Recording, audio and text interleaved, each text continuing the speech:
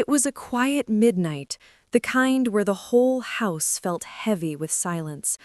I was lying in bed, heart pounding, when the door burst open.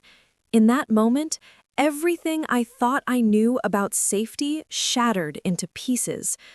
My name is Emily, and I was 24 when I married Mark. He was a decorated soldier, strong, respected, and charming in front of everyone. We lived on a quiet military base where everyone knew each other. People always told me how lucky I was to have such a disciplined, protective husband. At first, I believed them. Mark made me feel safe, but slowly the cracks began to appear.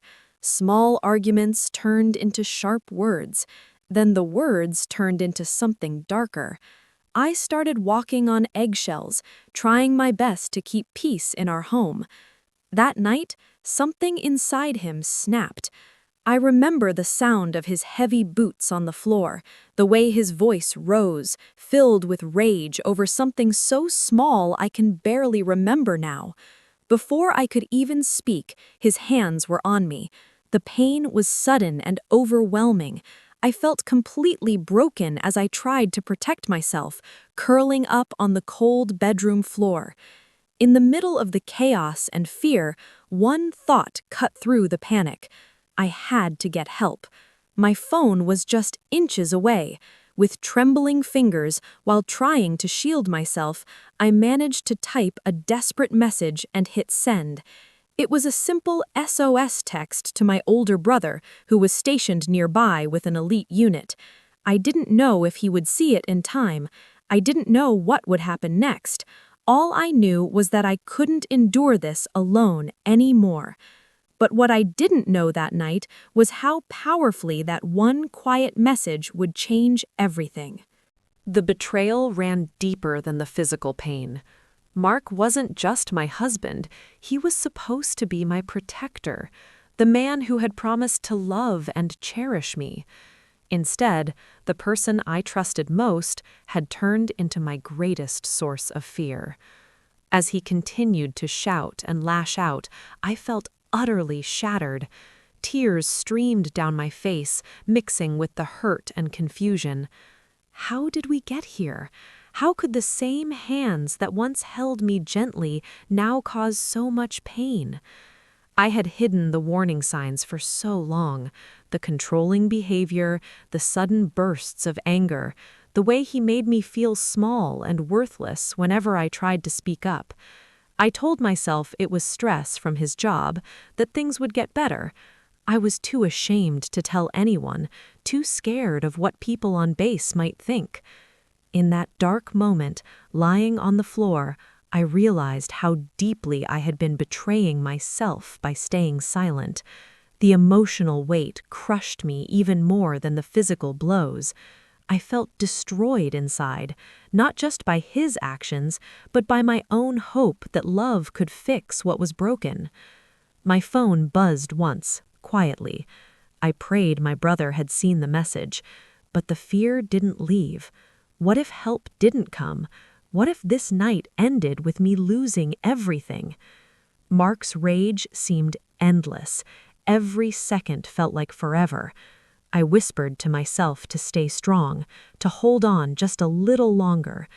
Deep down, a small spark of strength began to grow. I was tired of being afraid in my own home, tired of hiding the truth. That night, something shifted inside me. The pain didn't disappear, but it awakened a quiet determination. I realized I deserved safety. I deserved peace, and I was no longer willing to sacrifice my life to keep his secrets. Then, everything changed in an instant. The sound of heavy vehicles pulling up outside cut through the night. Bright lights flashed through the windows. Before Mark could react, there was loud knocking at the door, firm, authoritative. Voices called out commands. My brother had received my SOS text and immediately alerted his unit. Within minutes, a rapid response team, highly trained Special Forces operatives, arrived at our home. They moved with precision and calm authority. The door opened, and suddenly the room filled with their presence. Mark froze.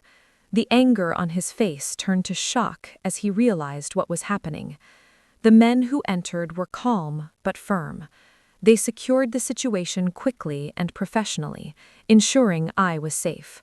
One of them gently helped me up while speaking to me with kindness and respect.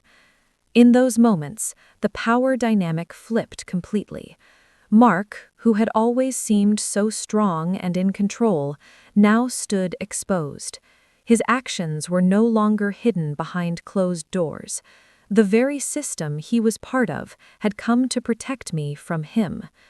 They took him away that night for questioning and evaluation. The base authorities were notified, and the truth finally came into the light. Word spread quietly at first, then more openly.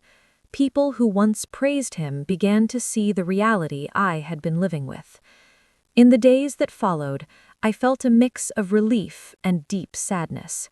The marriage I had fought so hard to save was over, but for the first time in years, I could breathe without fear.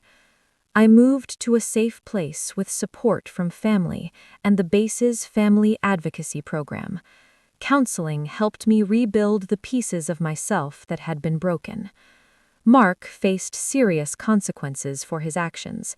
He lost the respect he once held, and the military took the matter with the gravity it deserved. Looking back now, I realize that night didn't just bring rescuers to my door, it brought me back to myself. That single SOS message was my quiet act of courage.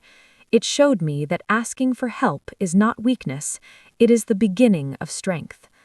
Sometimes the most powerful justice doesn't come from revenge or anger. It comes from refusing to stay silent and letting the truth do its work.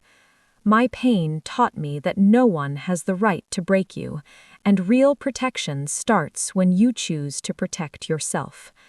If you are watching this and living in fear, please know you are not alone.